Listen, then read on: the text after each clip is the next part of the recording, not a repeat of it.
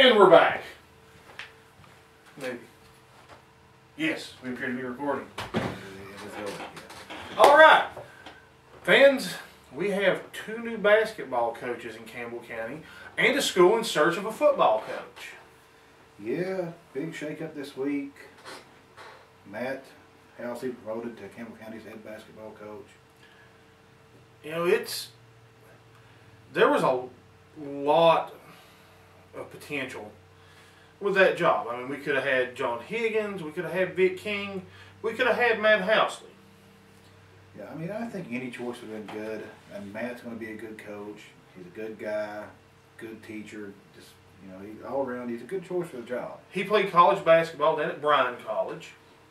You know, he's got that on the next level experience.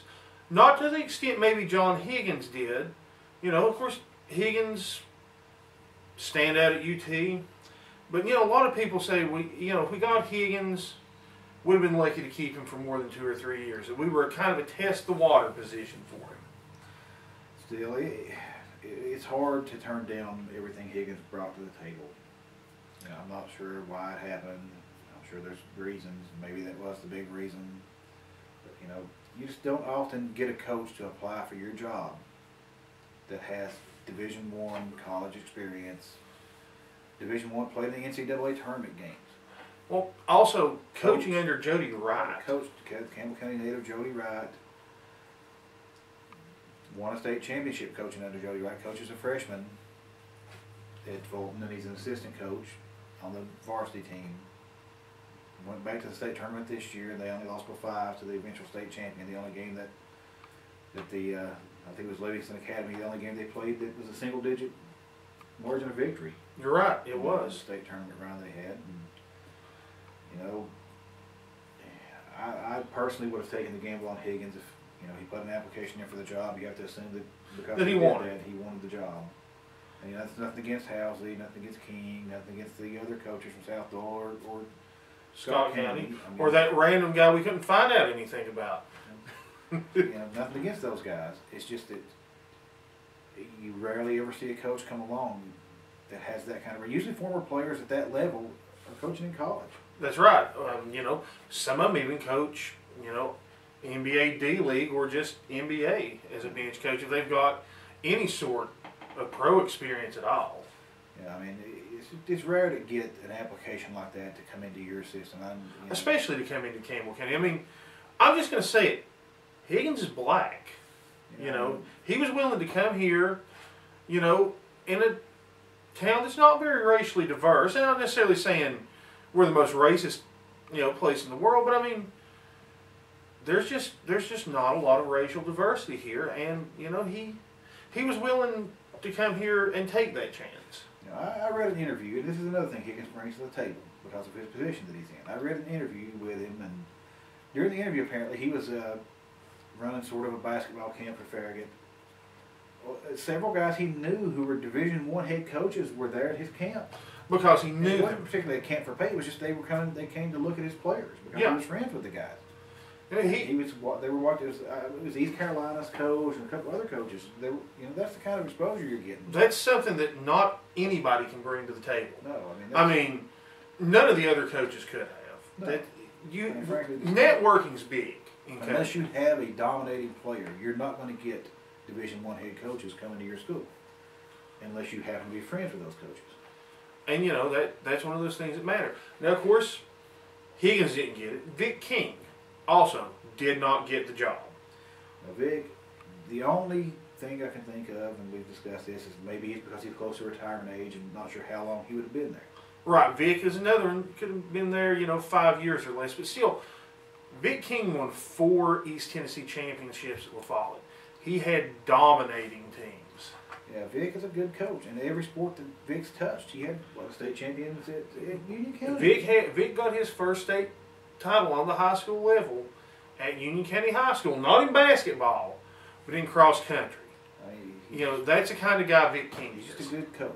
And, you know, he may have rubbed some people the wrong way over the years, but everybody's did that. Hey. Vic used to rub me the wrong way. Not anymore. You know. Vic's a good guy if you get to know him at all. he's a really good coach. So none of this takes away from Matt. Matt's a good young coach, and Matt's got a good future ahead. And maybe Campbell County's coaching 10 years. Yeah, 15, I hope he is Campbell County's coaching 15 or 20 years. Let's talk about some of Matt's upsides. Now that we've talked about the could-have-beens, let's talk about the man who is coach. Matt Housley, and he has a year. He had a year under Jones as an assistant before he took over the Jacksboro Middle School job. Now, Jacksboro Middle School, I don't want to say that basketball's always been the poor stepchild there, because they've had some great basketball teams. But Jacksboro Middle School is known for football, whereas La Follette's always been known more for basketball. But let me tell you something. Matt Housley took a team. They're kind of like some other teams. They've had some coaching turmoil, kind of like UT football. They've had a variety of head coaches. Matt came in and he took the reins of that program, and he took some players and made them into a team that went to the East Tennessee State Tournament semifinal round. Now he's a good coach. You see the passion he has for the game during the games. Yeah, I promise. If you come watch Campbell County play basketball next year just one time, you won't be disappointed, because first off, the kids will be playing well. Second off, Matt is so entertaining on the court. Yeah, he's into it. He really gets into the game. He puts passion out there. He works hard. And I think he's going to put a good product on the floor of Campbell County. He's going to work very hard. He's lucky he's got, he's the first Cougar basketball alumni to ever become the head coach. Yeah, that's, you can see that from the past, because how long Lynn Pierce and Rick he's only the sixth head coach. The Campbell County, it's been around for 36, 37 years now, 35 years, whatever. So the coaches have averaged around 6 years at a pop. Matt has the potential. Man, Matt's young. Matt's in his early 20s. Matt could be that coach 15 years from now. Matt could be that coach 20 years from now. Matt could retire as that coach. So that's what Matt wants. That's what I hope for, because he's a really good guy. He's very knowledgeable of the game. He's got a father who's very knowledgeable of the game. He's fiery. The kids are going to be excited. I really think some of the kids on both sides, from La Follette and Jacksboro, that may not have gone to Campbell County otherwise, are going to come to Campbell County to play for Matt Housley. They really should, and give Matt a good chance to be their coach, because they'll do well under him, and they'll like playing for him. Yeah, I'll go ahead and say right now, Rawson Lettner impressed the heck out of me this basketball season for La Follette.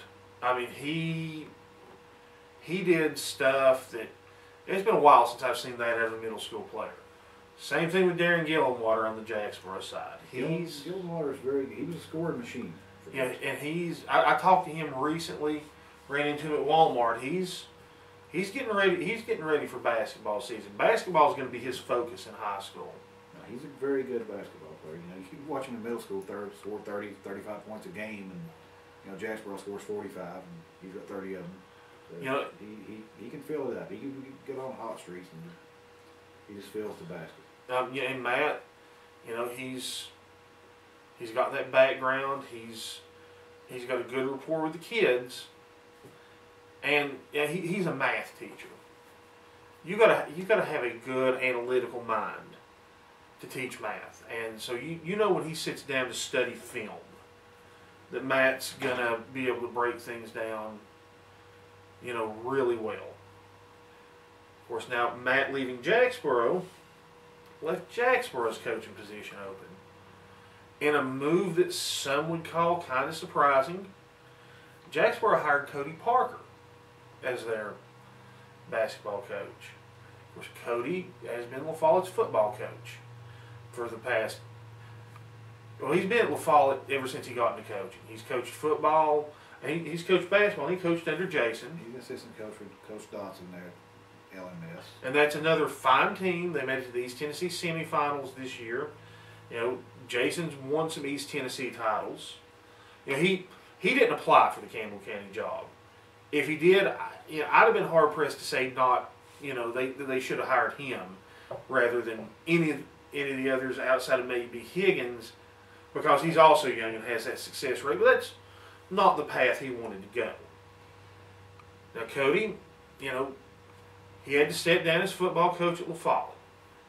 I'm sure there are some of you out there that are La Follette fans, La Follette parents, La Follette players, might feel a little betrayed here, but let me tell you, Cody really appreciates his time at La Follette.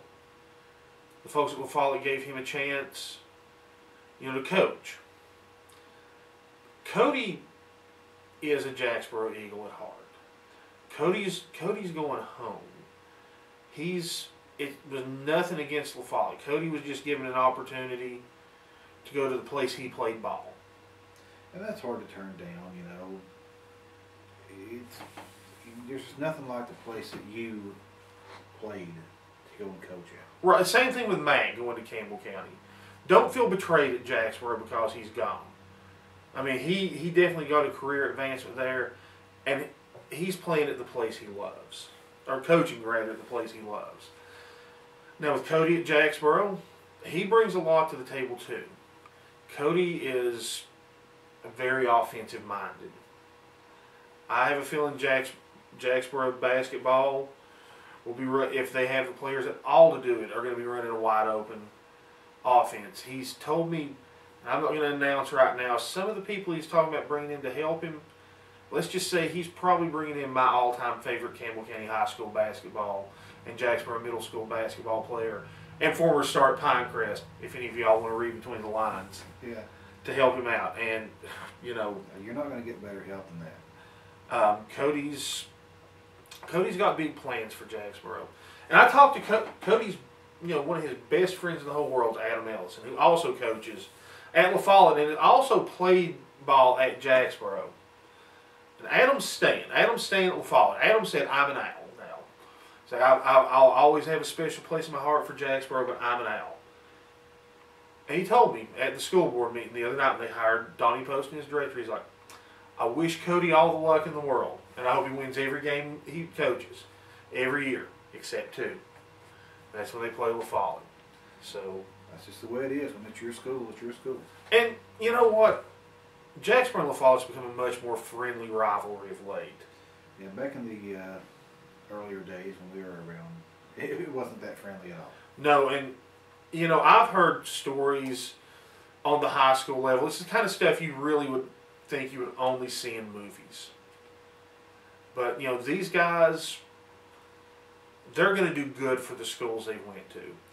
That leaves La Follette with an open vacancy in their coaching. And you know, there's some names there, and this is something that we'll touch on.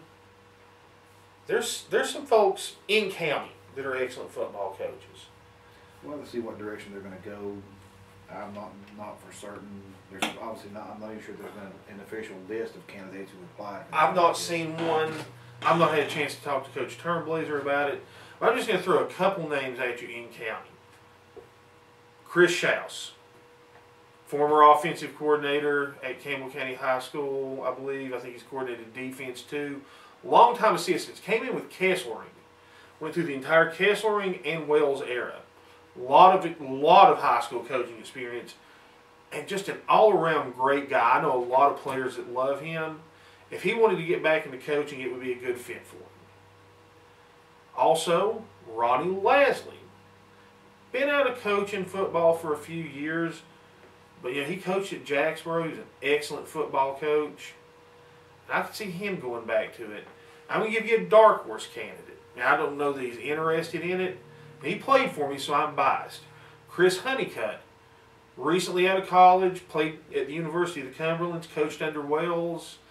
You know, great defensive back, all-around good guy. I know that Wartburg wanted him, but it wasn't in his heart to leave Campbell County. So, you know, I wouldn't mind seeing Chris maybe get his first head coaching shot. We'll see who applies for it and have some discussion about that. Well, fans, I think we've said about all we need to say today. We're about out of time. We'll see you all next week right here on Sports Chat.